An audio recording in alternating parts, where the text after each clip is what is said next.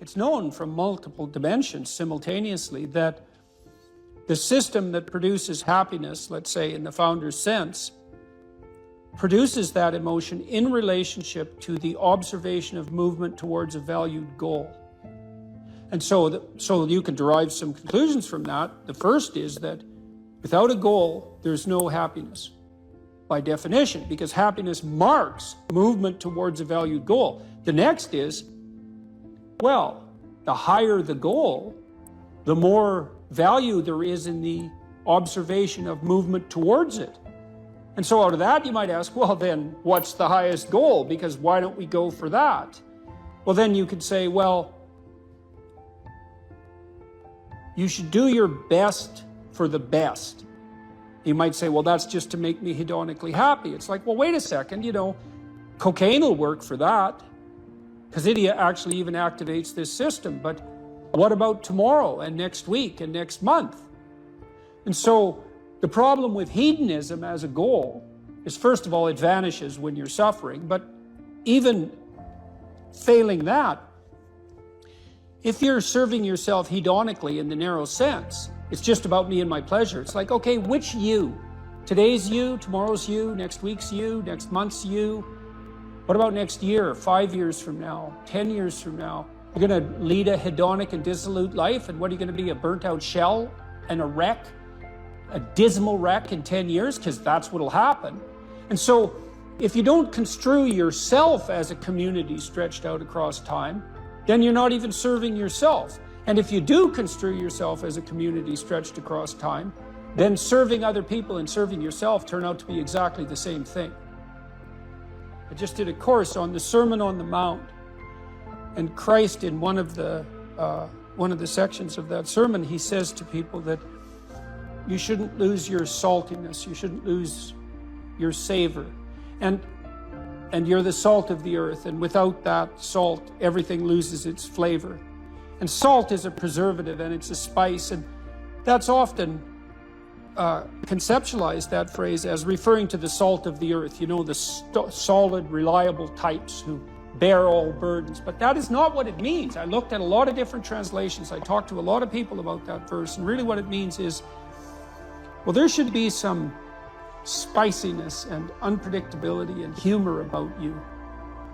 And there should be some play in the system, right? Because that's what stops you from just being the narrow, dead, past letter of the law with no spirit. There should be some snake inside the tree, right? There should be some fire inside the bush. Those are all ways of construing that are symbolically equivalent. There should be some dynamism in you, and a fair bit of that's associated with, well, enthusiasm. That's fun, but enthusiasm means to be imbued with the Spirit of God. That's why people like comedians so much too, because that's what they do. And so you have to leaven the duty with humor, and your book does a lovely job of that too, because your book, which is a very conservative book in the best possible way, and is a call to duty and responsibility, but you constantly return to themes of both stoicism and humor, which are tied together in some sense. I was just in Newfoundland for the last week doing a documentary there, and Newfoundland's a rough rock, and it's beautiful and harsh. And the people there are tough and resilient, man, because they had to be. And Newfies have a great sense of humor, and they're always making fun. And that's a necessary leaven, right? That ability to deal with serious matters with a light touch. And it's something I'm trying to learn to do more and more, even in the most serious of conversations, because if you're a master, you've got both. You've got that light touch and that sense of humor. You really see that in military people who've been through rough situations.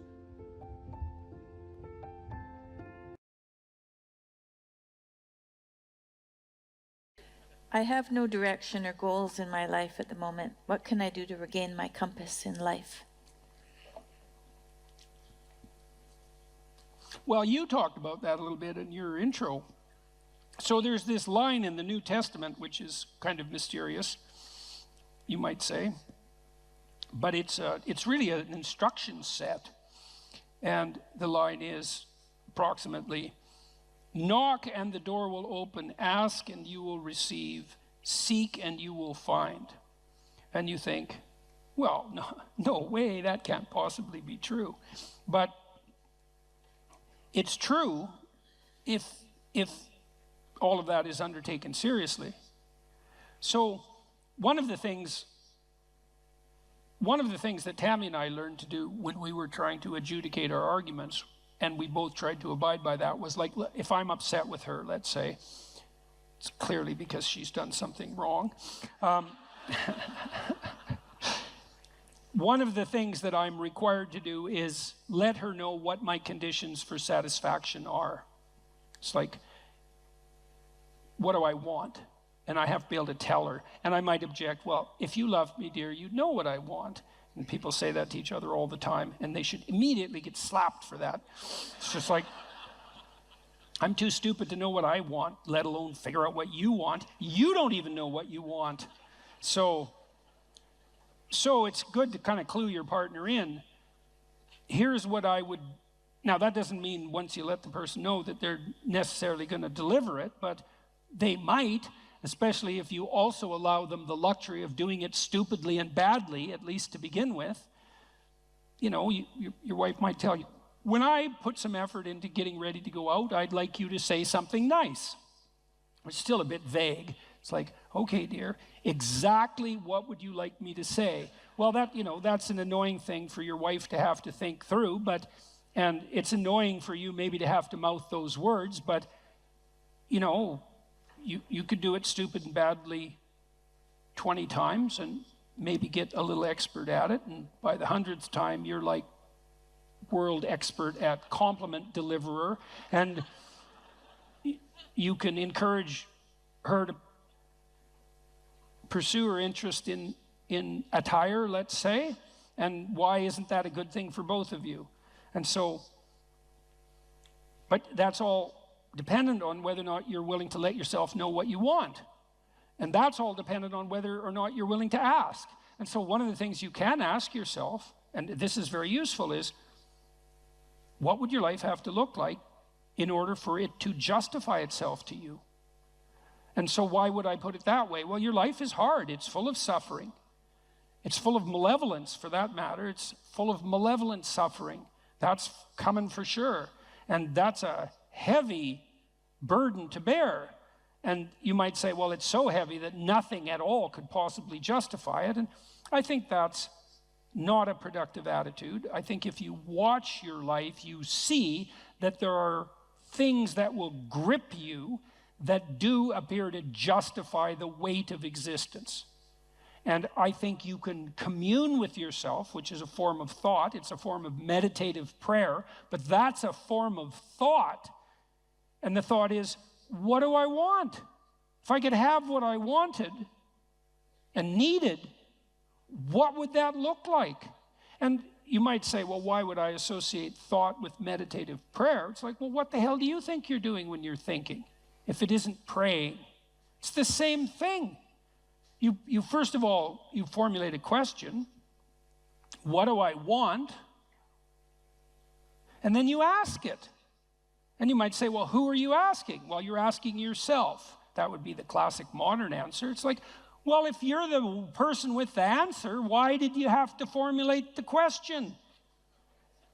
And so what are you doing when you formulate the question? And what you're doing, really, what you're doing is you're opening yourself up to revelation.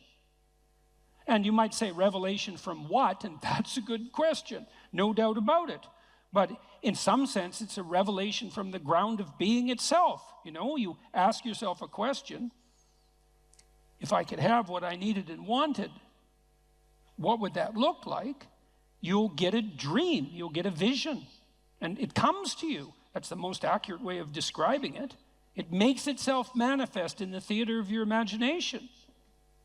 And in precise proportion to your willingness to actually formulate the question. It's a rather frightening question, to find out, to allow yourself to ask yourself what it is that you really need and want, because you simultaneously make the conditions for failure clear to yourself. And people like to keep that sort of thing foggy and vague so they don't have to hold themselves accountable. But that's a dreadful mistake. That's why I wrote Rule 3, do not hide unwanted things in the fog. It's like you should sharpen your aim. You should specify your goals. Now, the price that comes along with that is you'll know when you fail. But the advantage is you'll know when you fail. You can learn. Now, more practically, you don't know where you're going or why, the person who asked this question. So let's decompose the problem a little bit. I don't know what to do with my life. Well, that's a pretty vague problem, because your life that's a big, complex, multidimensional thing, and the probability that you're going to be able to formulate an answer to the question, what's the meaning of my life, is pretty much zero. Because, well, what do you want, a one-sentence answer? Like, it's a one-sentence question. You think there's a one-sentence answer? That's not helpful. And so what I often did practically in my clinical practice, and this is useful to know, especially if you're a bit lost, is, well, where do people generally derive their sense of meaning? And it's not that complicated to figure that out. And this is also a conservative perspective in some sense. Well, most people need or want an intimate relationship and some family interaction. Maybe that's children, maybe it's with your parents or your siblings, but zero family interaction is generally not part of the optimized human condition. Most of us would like to have a friend or two. We need a job or a career to keep body and soul together, but also so that we're in harness and we can pull against a weight that in a noble and productive and generous manner. We perhaps need to be engaged in something creatively. We have to take care of ourselves mentally and physically. We should adopt some civic responsibility. We need to protect ourselves against major sources of hedonistic and impulsive temptation. There's 8 things. It's like, well, pursue one of them. Start there. You know, when I dealt with my clients who were depressed, unhappy, let's say, the first thing I would do with them is walk them through that analytic process. It's like, do you have anything in place in any of these domains? Sometimes I had people who were doing pretty good in all 8 areas and were still unhappy. Those people were depressed, technically, right? Because their lives were actually in pretty good order, but they were miserable. There was something wrong with them. They were ill in some way that was lowering their mood and destroying their positive emotion. Other people would be batting 0 on all 8 fronts. Like, they weren't depressed, they just had terrible lives. And so, really, and so what I would do with those people is, well, look, like, here's 8 things that aren't in place in your life. It's no bloody wonder you're miserable and everything seems meaningless except for the suffering, because that's a meaning too. It's like, well, why don't we start working incrementally in a few of these areas, and then we can just evaluate and see if that's helpful. And it's almost invariably helpful. You know, and part of that is, well, specify. You ask yourself, well, what do I need that I don't have? Well, maybe I'd like to have a partner. Okay, well, I can't just leap from not having a partner to being happily married in one fell swoop. There's intervening steps. One of the things I used to do with my clients who were lonesome is say, well, look, have you tried online dating? No, I'm too afraid. It's like, well, no wonder you're afraid of it. You have your reasons. But we could start small. It's like, why don't you write out a dating profile? Don't post it. Just go online one of these sites and write out a profile. Who are you? What do you have to offer? And what do you want? Think it through. Write it out. Come up with a coherent story about a coherent representation about who you are. And then figure out what you want and see how that works. We can play that through. And then maybe when you develop that in a manner that feels solid to you and reliable and genuine, and you've also developed a vision of the person that you're trying to attract, that would help you feel confident in your happiness. If you actually met that person, well, then you're ready to go. Launch it on the site and talk to the person.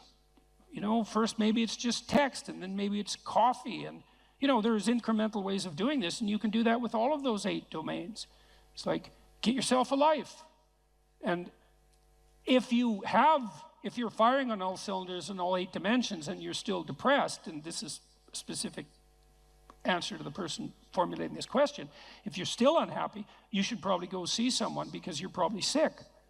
You know, if you've got all of those, if you have all that skill and you have all those relationships and activities in place and you still are suffering an excess of anxiety and pain and insufficient hope and motivation, it's highly probable that something, that something's afflicting you that's in the nature of an illness. But if you have none of those things, it's like, well, it's no wonder you're miserable. Misery is the default human condition in the absence of sustaining meaning, just like hunger is the default condition in the absence of food. And you need productive engagement, productive, generous, reciprocal engagement in order to provide you with the genuine meaning that sustains you in life. And the pathway, a lot of the pathway to that is pretty pragmatic and practical. You got no friends? That's likely a problem. You're a creative person, you have no creative outlet? That's not going to work out for you. No, you're lonesome because you don't have an intimate relationship? That's a source of pain. Those things have to be rectified, and you can do that incrementally, and that works. So that's a practical pathway to incremental improvement. And one of the things that's cool about that, because you might be thinking, oh my God, this is hopeless. I don't have any of those 8 things. I might as well just end it all tonight. It's like, and people certainly think that, and I'm not making light of it. One of the things that's very much worth knowing is that a lot of positive emotion is dependent technically on the observation, on your personal observation that you're moving towards a valued goal. See, not that you've attained the goal. So imagine that you're in your hopeless situation and you decide, well, I'm going to work on the relationship front. So now you develop a vision of what a relationship might be like, and you posit that as a promised land, let's say, and then you differentiate that so you can make incremental steps forward, and the incremental steps are small enough so that you actually take them. As soon as you start to take them and you observe yourself moving forward in relationship to that goal, then first of all, you'll be stabilized on the anxiety front because now you have a purpose that's finite and defined. And second, you have positive emotion because you experience positive emotion in relationship to observing yourself move towards a valued goal. So right away, you don't have to attain the goal in order to be meaningfully engaged. You just have to be on the pathway forward. And so you can benefit from this almost immediately.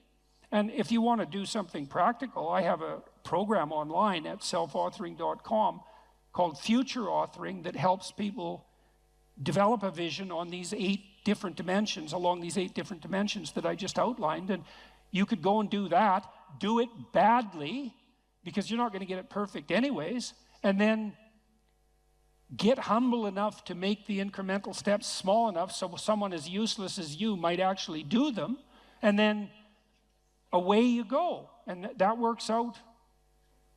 We used this program, for example, we had students in 3 universities, but I'll talk about one, vocational college in Canada. We had all the students who were going to this vocational college. We divided them into 2 groups. They either wrote for 90 minutes about what they had done in the last 2 weeks in their life, or they wrote for 90 minutes about their vision across these dimensions that I described. They didn't have any training, no warning, except that they knew they were going to participate in the study, and no one even reviewed what they wrote. And we dropped the dropout rate of those students by 50% in the first year. All they needed was a compelling vision, and that's what we all need. We all need a compelling vision. We're visionary creatures in the literal sense. We need a compelling vision. And one of the things our society does very badly is to encourage people, is to let people know that they are visionaries and to encourage them to develop for themselves a compelling vision. It's very sad that we don't do that. especially because if you do that with people, the results are spectacular and immediate. You know, and one of the things that's been heart-rending, I would say, for both of us, going around the world talking to people, is people frequently stop me on the street and say, the story is in some sense archetypal, although the details vary in interesting ways. I wasn't in a very good place. I was suffering, and there's usually reasons for that. And then I listened to your lectures, which of course are predicated on the observations of brilliant clinicians and psychologists, and so the ideas aren't attributable to me. They're just great ideas. I listened to your lectures, and I started developing a vision and attempting to put my life together, and things are way better. It's like, what's so sad about that's very, it's very pleasing to hear that in one sense, because the upside of the story is the improvement, right? The movement away from the catastrophe. But the downside of the story is twofold. First of all, the catastrophe was there to begin with. And second, it didn't take much encouragement to fix it, which brings the question right up to the forefront. Why the hell wasn't that encouragement there to begin with? Why are so many people dying on the vine for lack of an encouraging word? Because it's definitely the case. That pertains to the mental health of young people. And it's in no small part because we do everything we can to punish the spirit out of young people. We especially do that with boys. But we're pretty good at, you can't do that to boys without doing it to girls too in the final analysis, because we're basically stuck with each other. So develop a compelling vision, and one that you're the one who judges whether or not it's compelling. You want to formulate a vision such that you apprehend the vision, you think, oh my God, if I could have that, life would be worth living. Well, yeah, that's what you want. And you might find that you're actually not that hard to satisfy. You know, that what would satisfy you, fill you with hope, stabilize you psychologically, is actually within your grasp.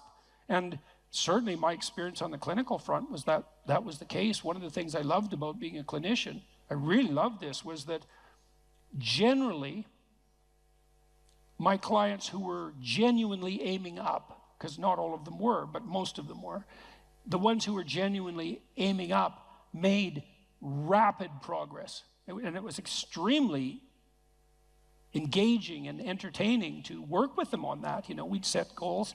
I want to triple my salary in 3 years. That was fun. It's like, okay, that sounds like a war. How might you do that?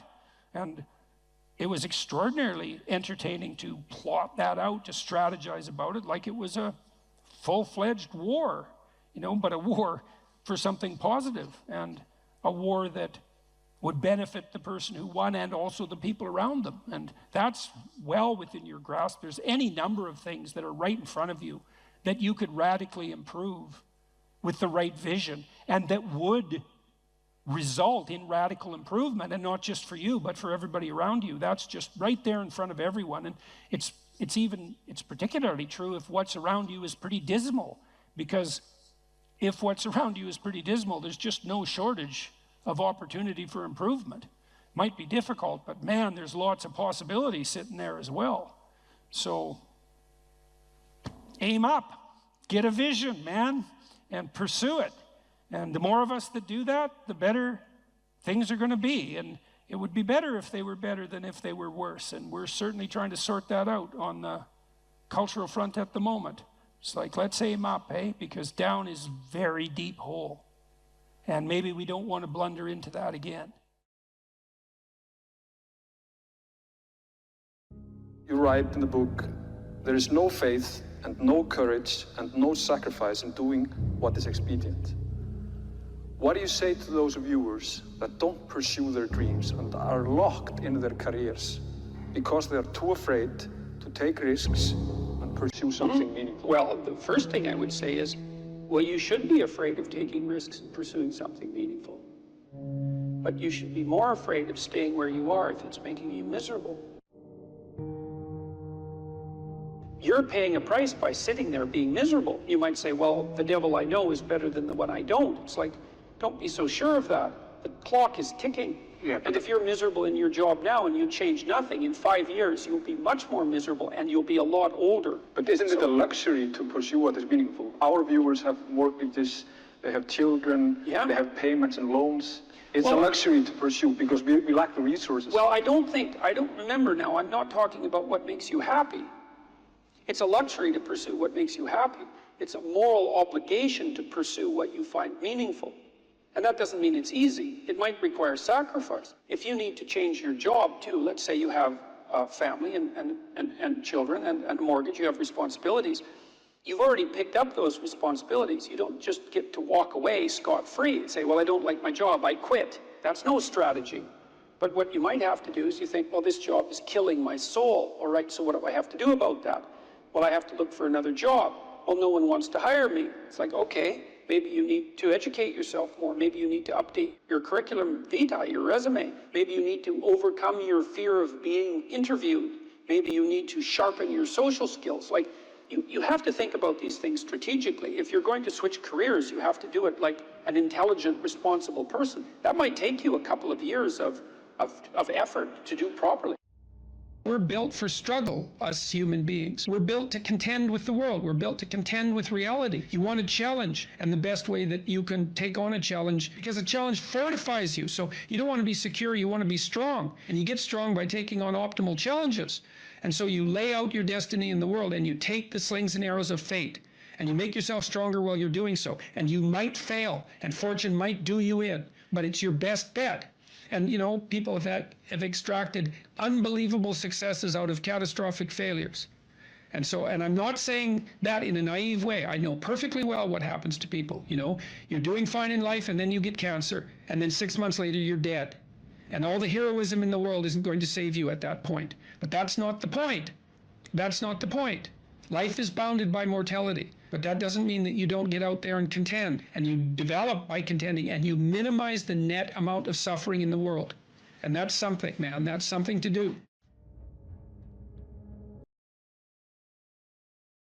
Are you depressed, or do you just have a horrible life? And those are not the same question. Because if you're depressed, you have a life that in principle should work, but isn't.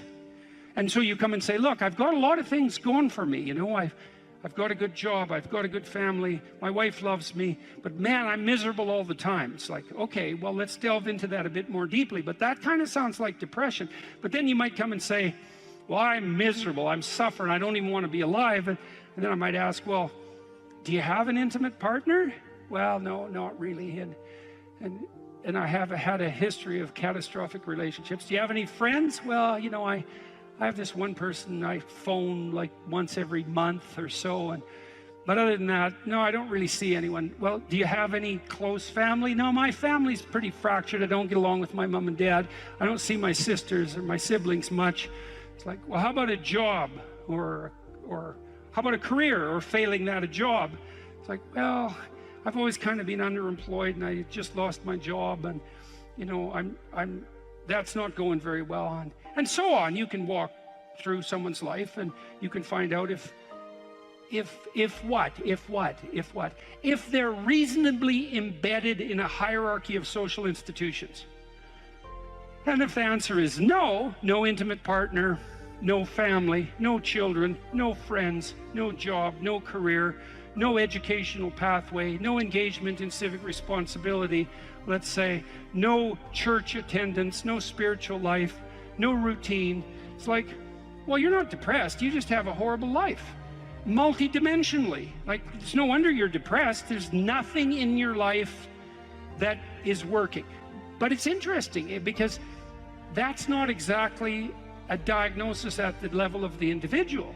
It's a diagnosis in relationship to the relationship between the individual and this structure of containing social institutions. If you don't have an intimate partner, and you don't have a family, and you don't have any friends, and you don't have a career or a job or any civic involvement or any involvement, let's say, with religious institutions, and you don't have any creative striving, all you've got left is pain. And so that's what you have. And so here's a different way of thinking about sanity. Sanity isn't being well constituted as an atomized individual. Sanity is what makes itself manifest if you're properly situated in a hierarchy of social order. To be well constituted, you have to be a harmonious player in a multidimensional symphony in some real sense of social interaction. It's very hard to stay on the straight and narrow without a partner who doesn't share your blind spots, correcting you constantly. You know, now that's annoying. There's a tussling about it, right? There's a fractious and adversarial element to that, because if you're married, you don't see eye to eye, and thank God for that, because sometimes in your foolish insistence on being right, you're wrong, and wrong in a way that'll take you out. And so you better have a partner who doesn't think the same way you do. And fortunately, if you have a partner, you have a partner who doesn't think the same way you do. And so if you can get the dialogue flowing, then that's a mutually corrective mechanism. And so then you might say, well, the truthful dialogue between partners in a marriage is actually, it's the process by which sanity itself is generated. And I mean technically, it's like you're too complex to regulate yourself, period.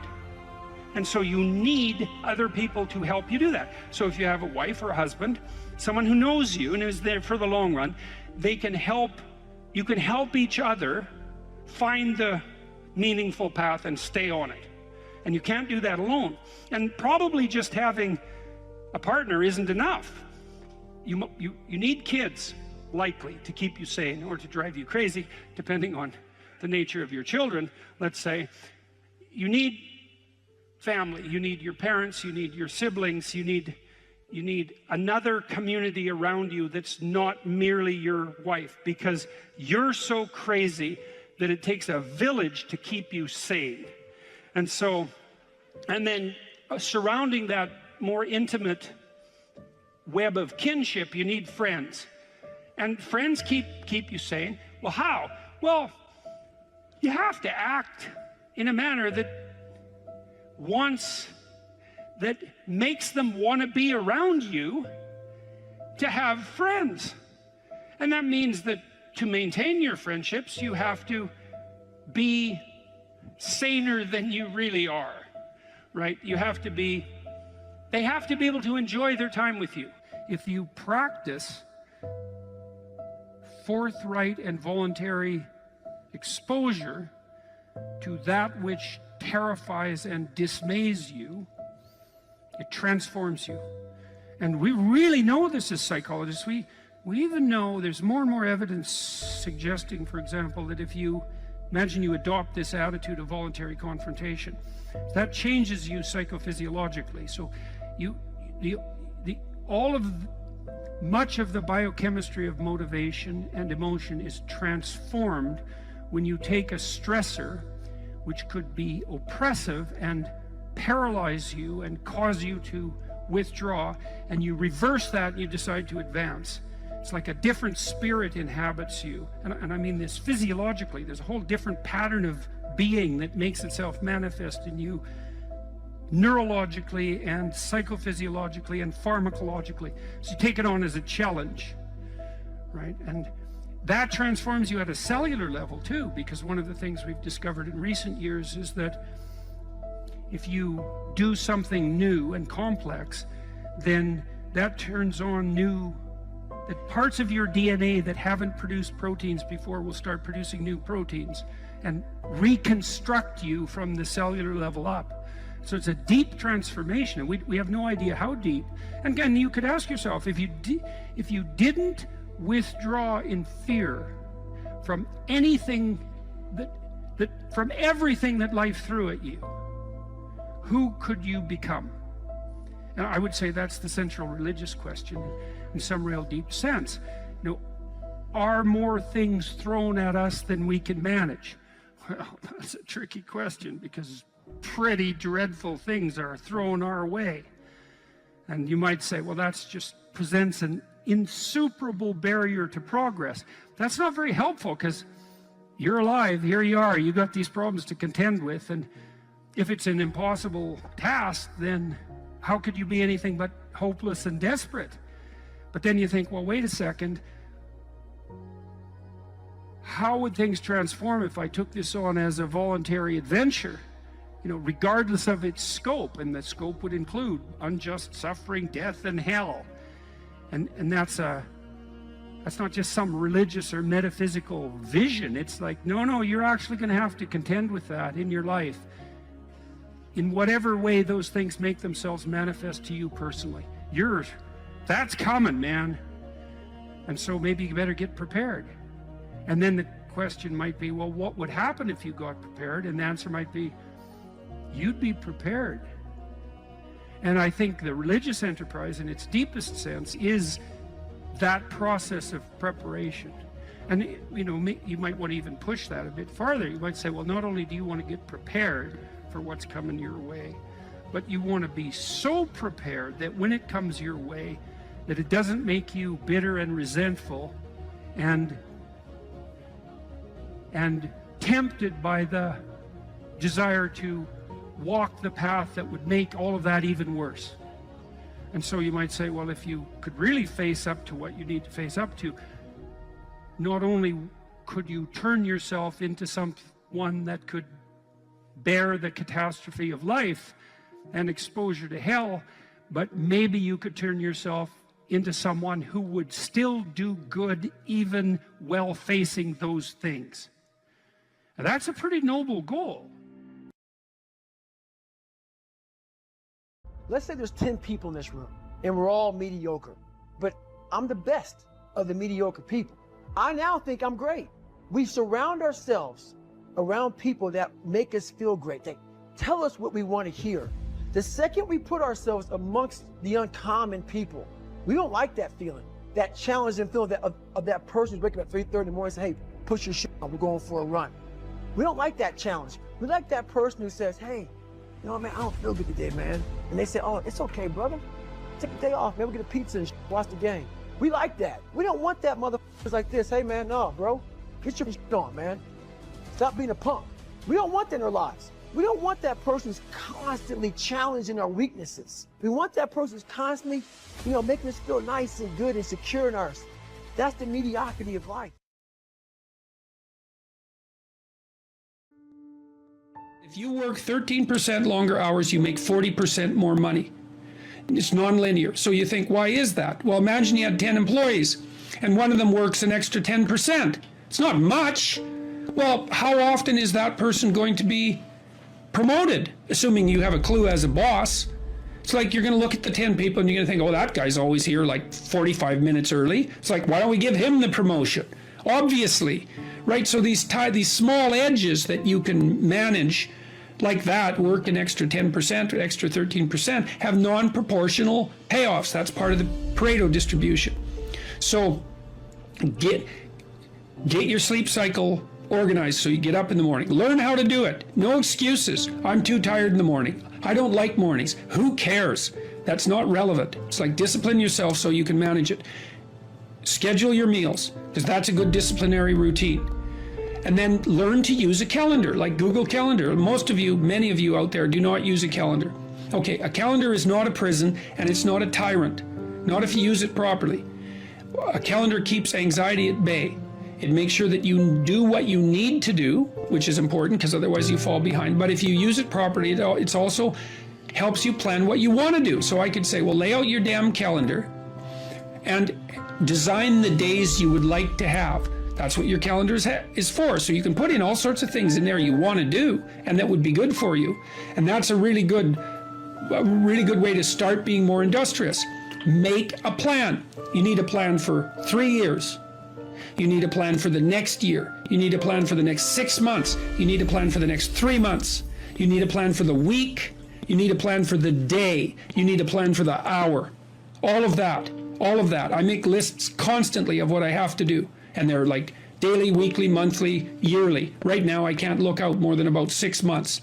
because my life is too complicated and chaotic. But you need a vision of who you could be, what character you could have. 3 to 5 years out, you can't go much farther than that because life is too unpredictable, I think, to make vision that's longer term than that subject to, there's too much chance associated with it to spend a lot of time on. Maybe you can stretch it to 5 years, and in rare cases, you can have a 10-year goal, but it has to be pretty low resolution.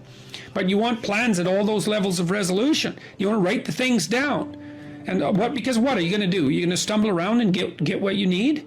You're going to stumble around and be useful to other people? And it's useful to be useful to other people, They want to work with you then. They want to do things with you. They want to have you around. They trust you. They open up opportunities for you. And if you stumble around like you're blind, you're not going to get anywhere. And then you're going to suffer. And then you're going to be bitter. And then you're going to be cruel. So that's hell. That's a bad outcome. So unless you want that, don't aim for it. Or aim for the opposite, because that's how you get out of it. Make a plan, man.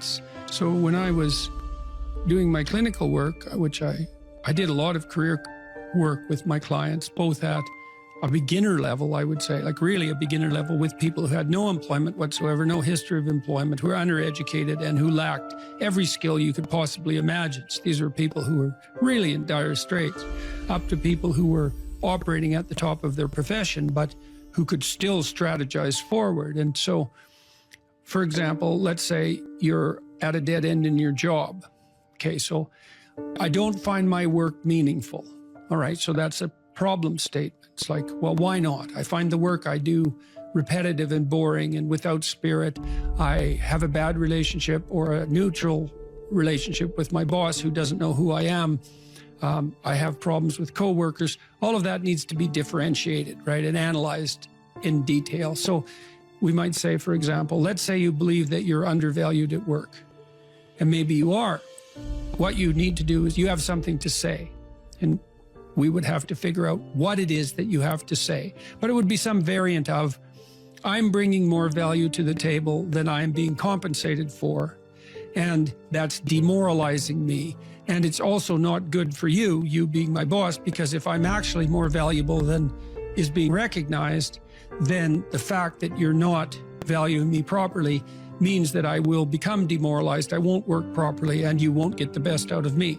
So it's bad for both of us. And if your boss is in principle not amenable to such a discussion, then what you should seriously consider doing is finding another job. Okay, so let's say we're going to set you up for this. Okay, this isn't like next week's enterprise, man. This is your life. So the first thing I would ask is, well, do you have your resume or CV in order? Well, I haven't typed it up for 3 years. Well, what do you think about bringing it up? Well, I'm pretty nervous about that because there's some holes in it, and, I didn't do so well in college, and I'm kind of embarrassed about my resume. It's like, okay, bring it in. Let's go through it. Let's at least update it. Let's look where the holes are. Let's look at where the inadequacies are as far as you're concerned, right? This isn't my judgment, it's your judgment. Let's walk through those judgments and see if they're warranted, because maybe you're just too guilty and ashamed and self-conscious and anxious, and you're looking at your resume more critically than someone else would, and maybe there's some holes that you need to rectify. You were 2 courses away from your BA and you dropped out or something like that.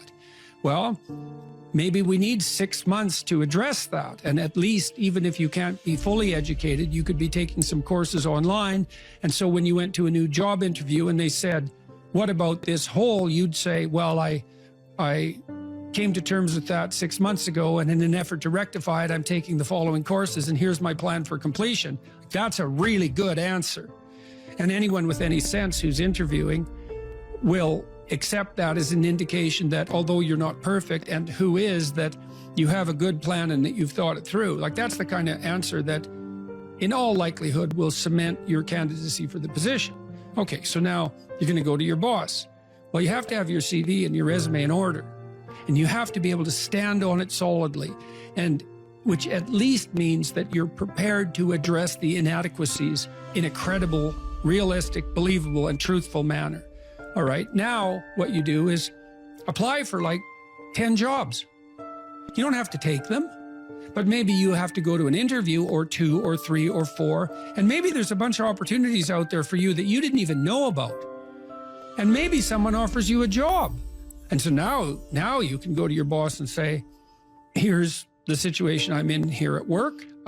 Here's my evaluation of the problems in relationship to me. Here's what I could do for you if you gave me a 40% raise and the opportunity to progress, but I'd like to see a plan for that. And I've been looking for other opportunities before conducting this discussion, and I have some. If your boss treats you with contempt at that point and doesn't listen, then perhaps he or she is a little more narcissistic than might be optimal, and it's time to find a new job. But this isn't something you do trivially. And so when you're doubtful, say you're trapped, you ask yourself, well, why am I trapped? And that's a hard question, right? Because some of it's your own inadequacy, a lot of it. And all of the part of it that you can deal with is your own inadequacy. So even if it's unfair, even if you're hemmed in for any number of reasons, inappropriate, like ethnically predicated oppression, let's say, or maybe you're in a workplace that really is sexist in some fundamental sense. Well, that's not good. It's not just, it's not fair, it's not meritorious, all of those things. And maybe you shouldn't be there. But what you can do to begin with is every bloody thing you possibly can do to put yourself in the most virtuous and powerful negotiating position possible. And you have to think like a snake in some sense to do that. You got to get the details right. You have to be prepared to bite, and you have to have your eyes on the prize, so to speak.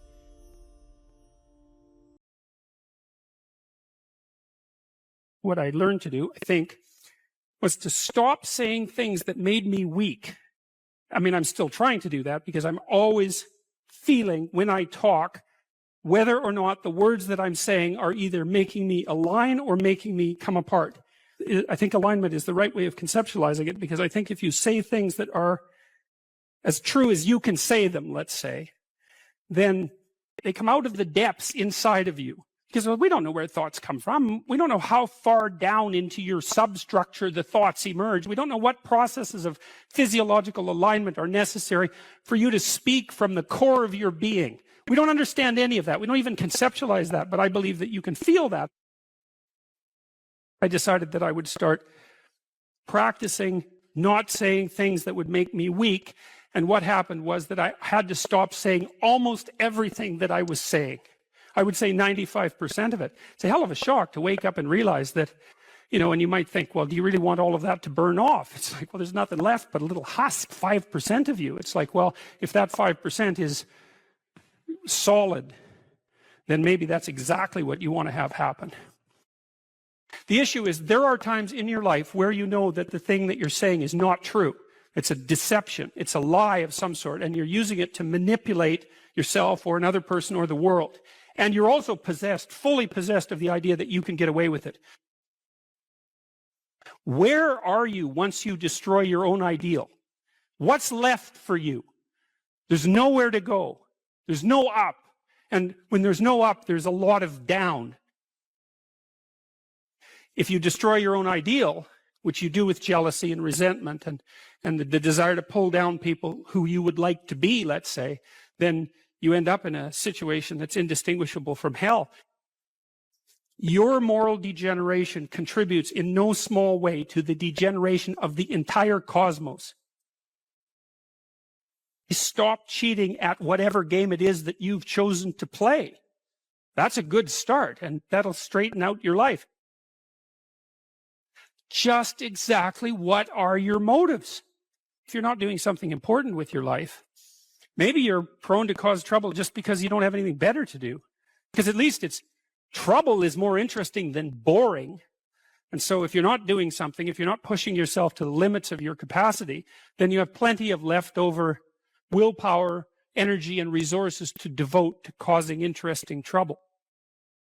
There are so many things that need doing that all you really have to do is open your eyes and look at them and then decide that you're actually going to do something about them. And you might think, well, what's within my scope of influence is so trivial that it's not worth doing. It's like, it won't stay trivial for long if you do it.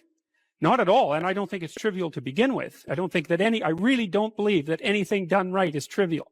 And my experience in my life has been that anything I actually did paid off. It didn't pay off necessarily in the way that I expected it to pay off. That's a whole different story. But if it was genuine commitment to do something, even if it went sideways and the outcome was really something other than what I expected, the net consequence over time was nothing but good.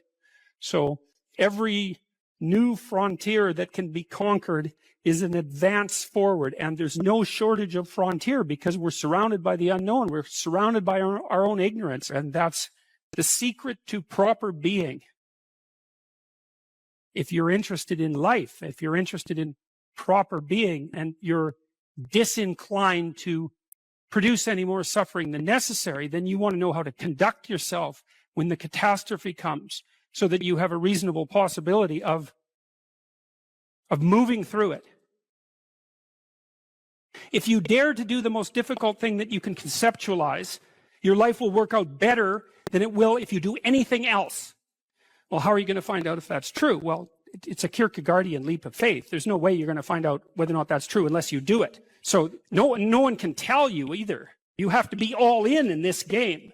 There is no more effective way of operating in the world than to conceptualize the highest good that you can and then strive to attain it.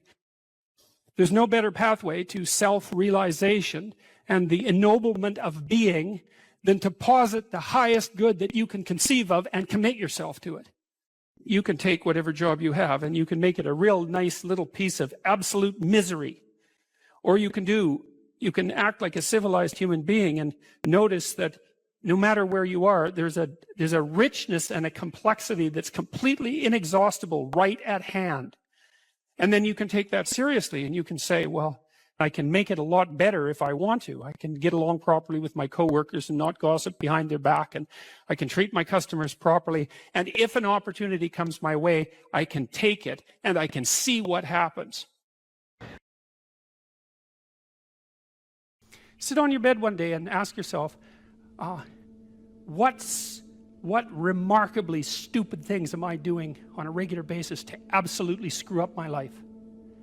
And if you actually ask that question, but you have to want to know the answer, right? Because that's actually what asking the question means. It doesn't mean just mouthing the words. It means you have to decide that you want to know. You'll figure that's out so fast it'll make your hair curl. There's no better pathway to self-realization and the ennoblement of being than to posit the highest good that you can conceive of and commit yourself to it. And then you might also ask yourself, and this is definitely worth asking, is do you really have anything better to do? And if you don't, well, why would you do anything else? If you orient yourself properly and then pay attention to what you do every day, that works. And I actually think that that's in accordance with what we have come to understand about human perception, because what happens is that the world shifts itself around your aim, because you're a creature that has an aim. You have to have an aim in order to do something. You're an aiming creature. You look at a point and you move towards it. It's built right into you. And so you have an aim. Well, let's say your aim is the highest possible aim. Well, then so that sets up the world around you. It organizes all of your perceptions. It organizes what you see and you don't see. It organizes your emotions and your motivations. So you organize yourself around that aim, and then what happens is the day manifests itself as a set of challenges and problems, and if you solve them properly, then you stay on the pathway towards that aim, and you can concentrate on the day. And so that way you get to have your cake and eat it too, because you can point into the distance, the far distance, and you can live in the day. And it seems to me that makes every moment of the day supercharged with meaning. That's how, because if everything that you're doing every day is related to the highest possible aim that you can conceptualize, well, that's the very definition of the meaning that would sustain you in your life. Well, and then the issue is, well, back to Noah. Well, all hell's about to break loose and chaos is coming. It's like when that's happening in your life, you might want to be doing something that you regard as truly worthwhile, because that's what will keep you afloat when everything is flooded. And you don't want to wait until the flood comes to start doing that, because if your ark's half built and you don't know how to captain it, the probability is very high that you'll drown. Ask and it shall be given you. Seek and ye shall find. Knock and it shall be opened unto you. For everyone that asketh receiveth, and he that seeketh findeth, and to him that knocketh it shall be opened. That sounded pretty optimistic again. But again, I think it's a description of the structure of existential reality, and by which I mean, when I'm in my clinical practice and I observe, and this is also the case with my students, is, let's say people's lives aren't what they would like them to be. And so then you ask, why? Well, forget about tragedy and catastrophe, because that's self-evident, and we're not going to discuss that. Although the degree to which you bring about your own tragedy is always indeterminate. But I would never say that every terrible thing that is visited on a person is something they deserved. I think that that's a very dangerous presupposition, especially because everyone gets sick and everyone dies.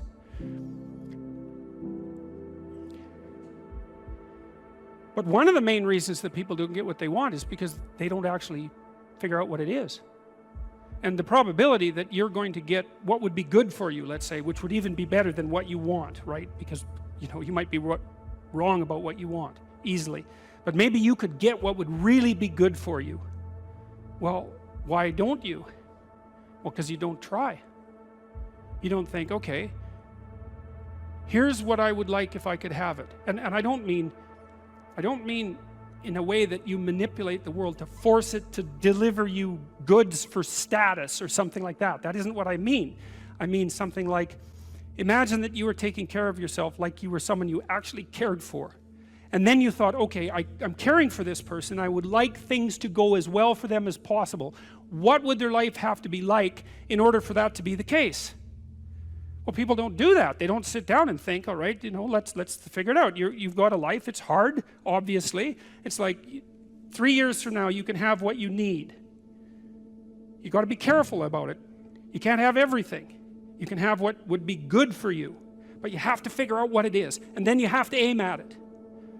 Well, my experience with people has been is, if they figure out what it is that would be good for them, and then they aim at it, then they get it. And it's strange because they don't it's a strange thing. It's not quite that simple, because, you know, you may formulate an idea about what would be good for you, and then you take 10 steps towards that, and you find out that your formulation was a bit off, and so you have to reformulate your goal. You know, so you're kind of going like this as you move towards the goal. But a huge part of the reason that people fail is because they don't ever set up the criteria for success. And so, since success is a very narrow line and very unlikely, the probability that you're going to stumble on it randomly is 0. So there's a proposition here, and the proposition is, if you actually want something, you can have it. Now the question then would be, well, what do you mean by actually want? And the answer is that you reorient your life in every possible way to make the probability that that will occur as certain as possible. And that's a sacrificial idea, right? It's like, you don't get everything. Obviously. But maybe you can have what you need. And maybe all you have to do to get it is ask. But asking isn't a whim or today's wish. It's like, you have to be deadly serious about it. You have to think, okay, like, I'm taking stock of myself. And if I was going to live properly in the world, and I was going to set myself up such that being would justify itself in my estimation, and I don't mean as a harsh judge, exactly what is it that I would aim at? And so the issue is not so much the blindness of others, even though there's as much blindness among others as there is for you. But the issue here, the advice here, the description here is, you should be concerned about what's interfering with your own vision first. And you should leave other people the hell alone in relationship to that.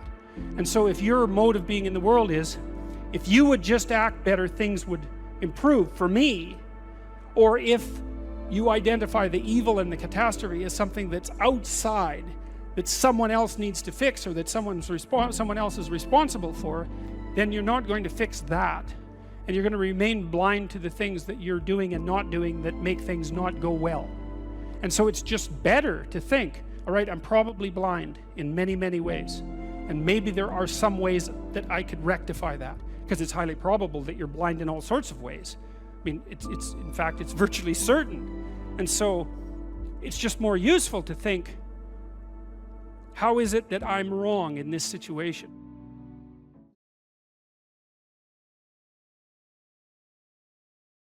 And it's also very much worth thinking about with regards to setting up your life in general. It's like, if you concentrate solely on your career, you can get a long way in your career. And I would say that that's a strategy that a minority of men preferentially do. That's all they do. They work like 70, 80 hours a week. They go flat out on their career. They're staking everything on the small probability of exceptional status in a narrow domain. But it's hard on them. They don't have a life. It's very difficult for them to have a family. They don't know how to take any leisure activity. Like, they get very one-dimensional. Now, it may be that that unidimensionality is the price you have to pay to be exceptional at one thing, right? Because if you're going to be something like a genius level mathematician and you want to do that for, or a scientist, say, it's like you're in your lab all the time, you're working 70 hours a week or 80 hours a week, you're smart, you're dedicated, you're unidimensional, and that's how you get to beat all the other people who are doing that. It's the only way. But the problem is you don't get a life. Now, if you love being a scientist and you have that kind of focus of mind, well, first of all, you're a rare person, and second, you're going to pay for it. But fine, more power to you. But it's a risky business to do that. You sacrifice a lot for it. You know, and I would say most often, if you're speaking about having a healthy life, that isn't what you do. You spread yourself out more. So, you know, you have a family, you have some things that you do outside of work that are meaningful to you and useful. You have a network of friends. Well, those 3 things alone, or 4 things alone, are plenty to keep you well oriented. And then if one of those things collapses, you know, everything doesn't go. Now, the price you pay for that is the more you strive to optimize that balance, the less likely you are to be fantastically successful at any single one of them. But you might have a very, you know, if you consider your life as a whole, that might be a winning strategy. One of the things Carl Jung said, I really liked this. He thought that men went after perfection and women went after wholeness. So they're different value, they're different, there's something different at the top of the value hierarchy. So perfection would be stake it all on one thing and look for radical success. Not that all men do that, because they don't, but we're talking about extremes, at least with regards to the men that do that. The wholeness idea is more like, well, it's like I want one thing in my life to be 150%, or I want 5 things in my life to be 80%. Well, there's a lot more richness in a life where you have 5 things operating at 80%, but you're not operating at any of them at 150%. So, and I really believe this because I've watched men and women go through their careers now for a long period of time, and one of the things that, there's lots of things that produce this, but one of the things that I've noticed is that mostly women in their 30s bail out of unidimensional careers. They won't do them. They won't put in the 80 hours a week that they would have to put in order to dominate that particular area. And it isn't, the reason that they won't do it is because they decide it's not worth it. And no wonder, because why would that be worth it? You have to ask yourself that. It's like, well, you want to be an outstanding scientist. It's like, okay, really, that's what you want, because that means that's what you do. Because you're competing with other people, you know, they're smart, they're hardworking, and if you want to be at the top, you have to be smarter and work harder than any of them. And working hard means working long hours. I mean, it also means working diligently, but in the final analysis, it's also an additive issue. If I'm smart and hardworking and I can crank out for 70 hours a week, and you do it for 30, it's like, in 2 years, I'm so far ahead of you, you will never, ever catch up. So, anyways. And I think partly, maybe part of the reason too that women are oriented that way more than men, I think there's two reasons. One is socioeconomic status does not make women more attractive on the mating market, but it does make men more attractive. And the second is women's time frame is compressed, right? Because guys can always say, well, I'll have kids later, and they can say that till they're like 80. Whereas women, it's like, no way, man, you got to get it together by the time you're, let's say 40, but really probably by 35, but definitely by 40, because otherwise it ain't happening. And that's bloody dreadful. Like the most unhappy people you ever see, no. No. One of the common routes to extreme unhappiness is to want children and not have them. I wouldn't recommend that. You know, you see couples who are in their 30s. 1 couple in 3 over the age of 30 has fertility problems. That's defined as inability to conceive after 1 year of trying. 1 in 3. So it's worth thinking about, because people are very, very unhappy if they want to have kids and then they can't. Man, you're in the medical mill for 10 years if that's what happens to you. And I would, think about this, because I'll tell you what it is that you need to do to be successful. Some of these things aren't so malleable, but others are things that you can work on. Well, IQ, well, that's a rough one, because there's no evidence, as far as I can tell, that you can do a damn thing about your IQ. I was just reading a paper by Dan Simon today. It's a relatively recent review. Dan Simon did the invisible gorilla stuff, and he was looking, because there's all these companies that claim that these online brain training exercises can produce cognitive improvements, and he reviewed the literature again. And I've reviewed that literature like 6 times in the last 15 years, because I keep hoping that someone will crack the problem, but it's always the same answer. It's like, you do brain training games, you get better at the game, a lot better at that game. You get slightly better at similar games, but distal games that are still heavily cognitively loaded doesn't affect your performance at all. 0, none. So the issue of how to raise IQ, man, that's a killer. No one knows how to do it. I can tell you how to stop your IQ from decreasing as you get older. That's not so bad, because it does that. Fluid IQ decreases from the time you're 20 and pretty rapidly. It's physical health is the best preventative. So exercise, physical exercise. Weirdly enough, you'd think, well, why? Well, your brain uses oxygen like mad, right? And it needs to be kept clean and well oxygenated. And physical exercise, both like weightlifting, so anaerobic and aerobic exercise, both seem to be very, very effective at staving off cognitive declines across the lifespan. So that's a really useful thing to know, because that's the only thing we know that does that. So then the next best predictor of lifetime success is conscientiousness. Well, so, and of the 2 aspects of conscientiousness, say orderliness and industriousness, the better predictor is industriousness. So the question is, well, what can you do about your industriousness? And the answer to that is, well, that's kind of rough too, because there's a strong genetic component. But you can work on micro habits with regards to your conscientiousness. And I think the best micro habits, this is partly to do with this future authoring program processes, I think the best thing you can do with regards to your conscientiousness is to set up some aims for yourself, goals that you actually value. And the future authoring program helps people do that. And basically, it does a situational analysis of, it helps you do a situational analysis of your life more than a psychological analysis, I would say. And so the questions are something like, well, all right, you're going to have to put some effort into your life. And you need to be motivated to do that. And so what are the potential sources of motivation? Well, you could think about them in the big 5 manner. If you're extroverted, you want friends. If you're agreeable, you want an intimate relationship. If you're disagreeable, you want to win competitions. If you're open, you want to engage in creative activity. If you're high in neuroticism, you want security. Okay, so those are all sources of potential motivation that you could draw on, that you could tailor to your own, your own personality. But then there are dimensions that you want to consider your life across. And so we ask people about, well, if you could have your life the way you wanted it in 3 to 5 years, if you were taking care of yourself properly, what would you want from your friendships? What would you want from your intimate relationship? How would you like to structure your family? What do you want for your career? Well, how are you going to use your time outside of your job?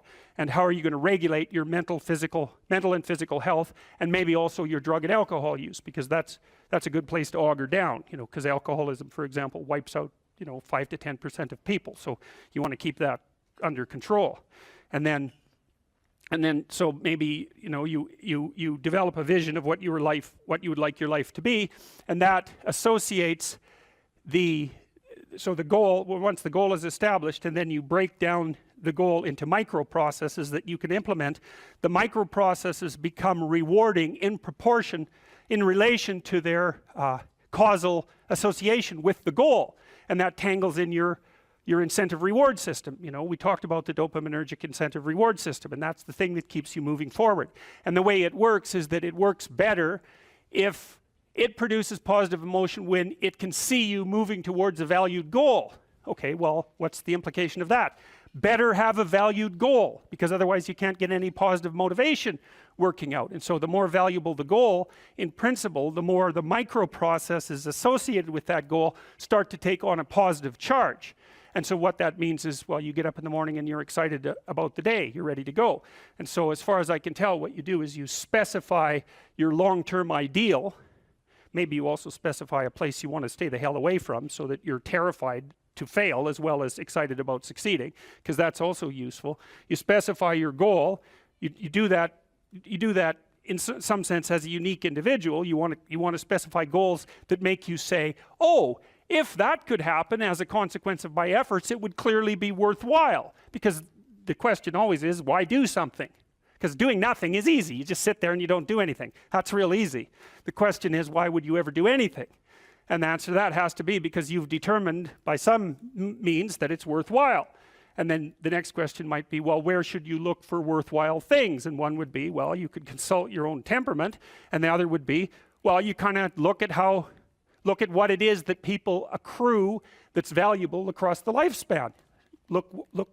So you do a structural analysis of the subcomponents of human existence, and I already did that. You need a family, you need friends. Like, you don't need to have all these things, but you better have most of them.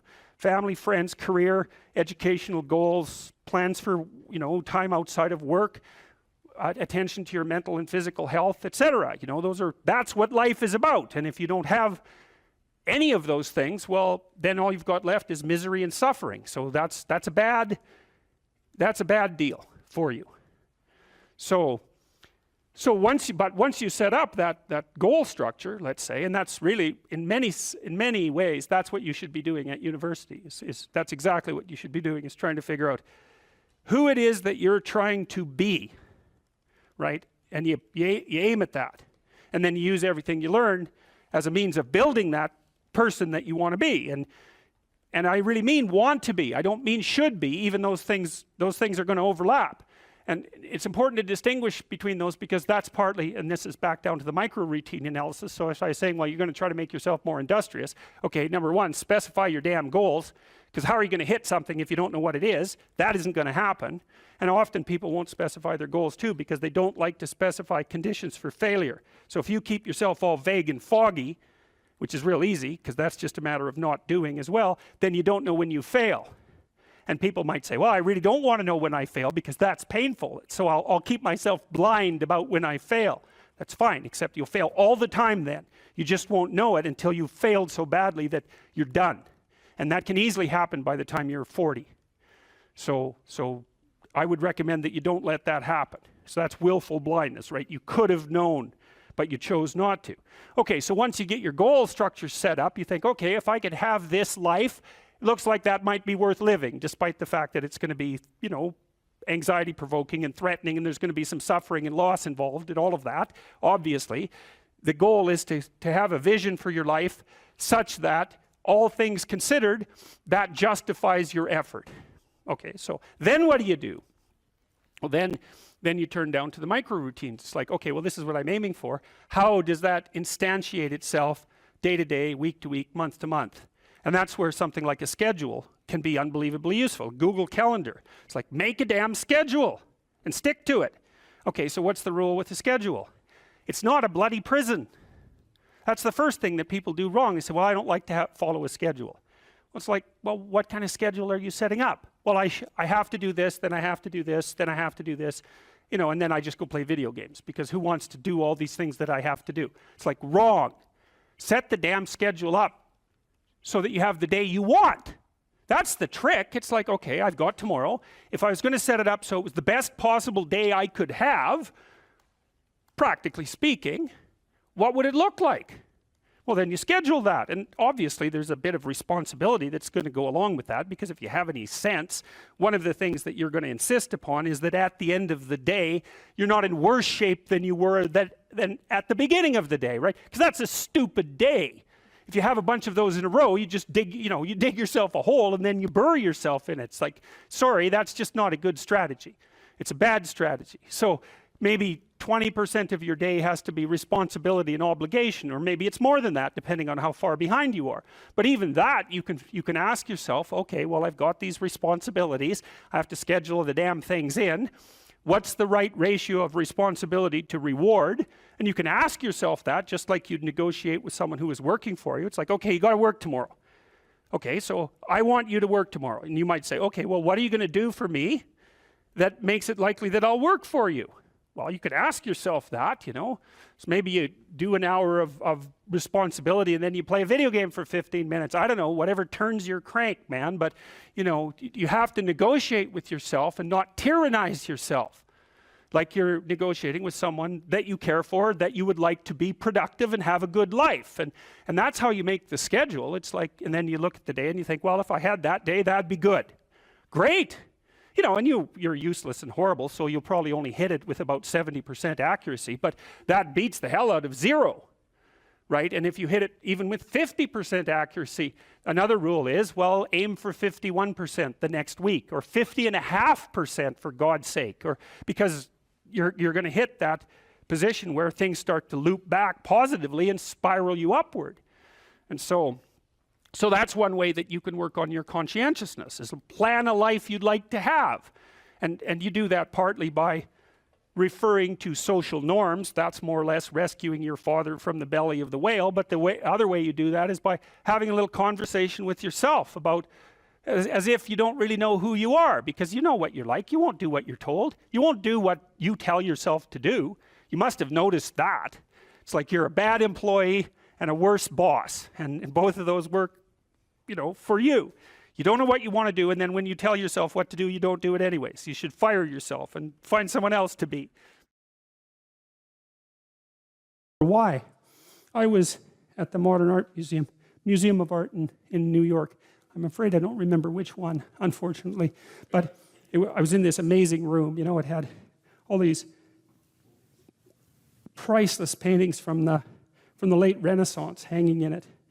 Each painting worth, who knows, $1 billion maybe. They're priceless paintings. So the room it's a shrine, and it was full of people from all over the world who were looking at these paintings. You think, well, what the hell are these people doing coming to this room looking at these paintings? Like, what are they up to? One of them was a painting of the Assumption of Mary, right? Brilliantly composed. And there was all these people looking at it. And I thought, what are they doing? They don't know what that means. Like, why are they looking at that painting? Why is it in this room? Why does it cost $1 billion? Why is that painting worth so much? And the answer to that is, well, we don't really know. Like, it happened. They're sacred objects in some sense, and we gaze at them in ignorance and wonder. And the reason for that is that the unknown shines through them at us and in partially articulated form. And so,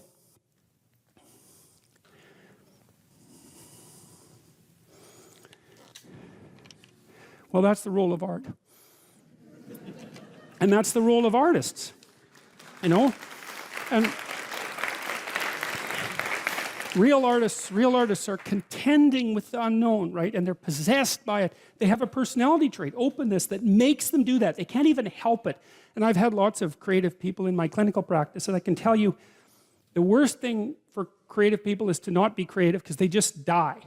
Because it's like maybe you're a tree with a few major branches, That's your personality. So if you're extroverted, man, you can't be cut off from people because you just wither.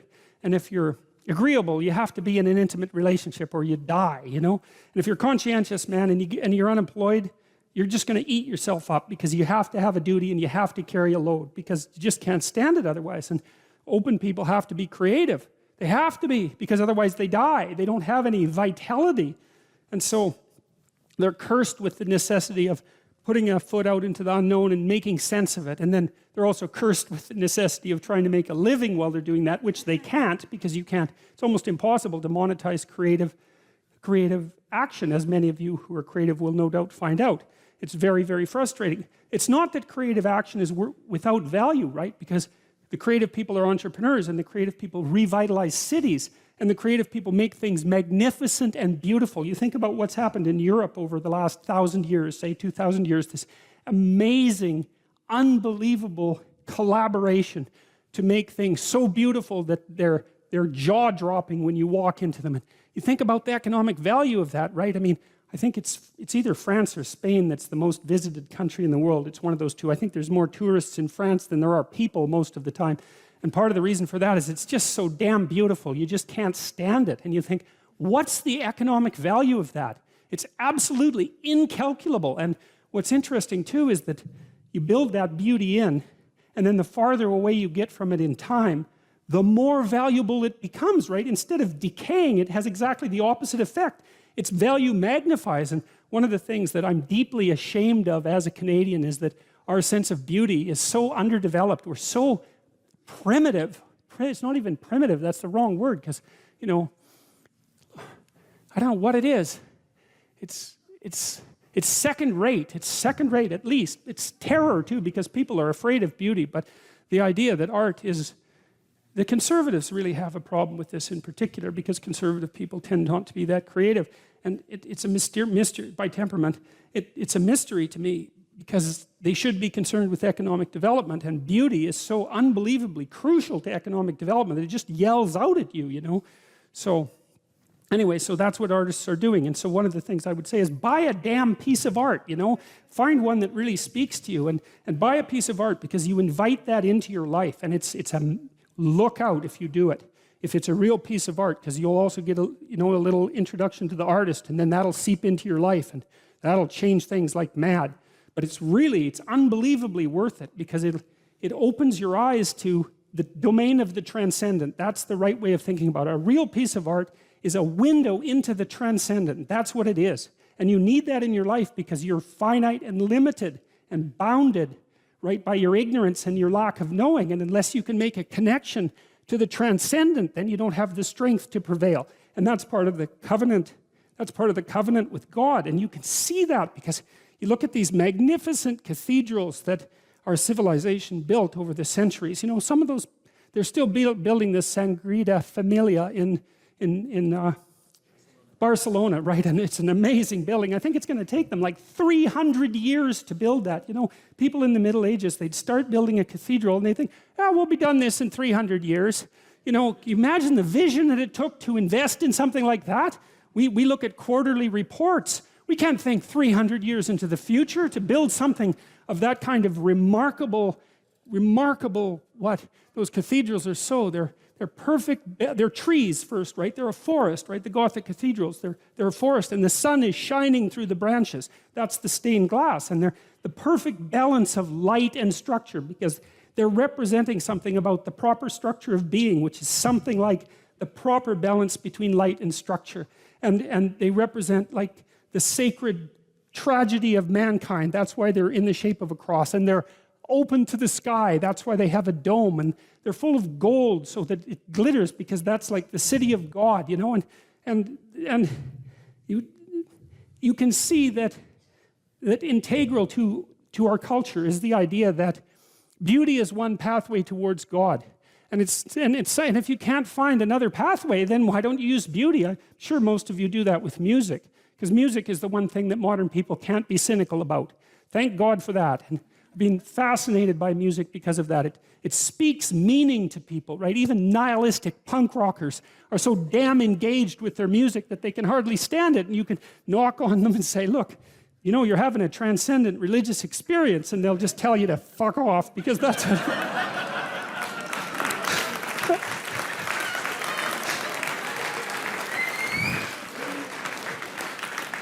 because that's what punk rockers have to do. But but that's still what's happening, you know. I mean, it's still what's happening. So, okay, so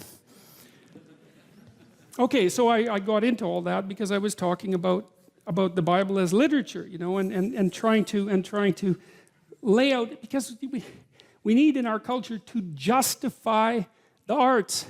And you have to, I don't want to do that by talking about high culture, talking about something abstract and evanescent. That's the wrong way to go about it. This is vital. You know, like one of the things that's really interesting about the University of Toronto is that the one side of the campus where we are is beautiful, medieval cathedral, and the other side is god-awful factory. And you know, and the thing is, the attitude towards knowledge has paralleled that architectural transformation.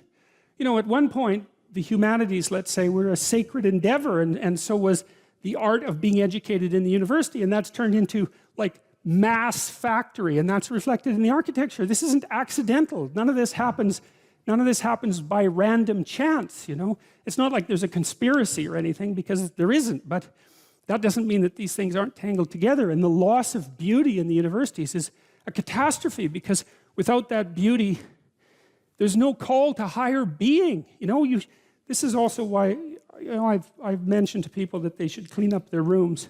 That's become quite the internet meme. But I'm really serious about it, because it's really hard to do that. And I've been cleaning up my room, by the way, for about 4 months now, because my life was thrown into such a catastrophe, and also we were renovating. And so, but it isn't just that you clean it up, you also make it beautiful. And it's really hard to make something beautiful. And it's really worthwhile. And what's really cool is if you learn to make something beautiful, even one thing, if you can just make one thing in your life beautiful, then you've established a relationship with beauty. And then you can start to expand that relationship with beauty out into the world, like into other elements of your life. And that is so worthwhile. It's just incredibly, crazily worthwhile. And that's an invitation to the divine. You know, you have to be daring to do that. And people are terrified of it. People are terrified of color. They paint their walls beige. They're terrified of art. They buy some mass-produced thing because they don't want anybody laughing at them for their lack of taste. And they would get laughed at because they have no taste. But you have to, well, it's right, because what do you know, right? You have to develop it. And so you're going to stumble along and make mistakes to begin with. And you're going to show yourself, because if you buy, oh, I think this is pretty, and you know, somebody comes over and goes, hey, what's up with you? It's kind of hard on your self-esteem, but it's you're stumbling towards the right, you're stumbling towards the kingdom of God. That's what you're stumbling towards when you try to make an aesthetic decision and to put something in your life that's beautiful. And it's unbelievably worthwhile to do that.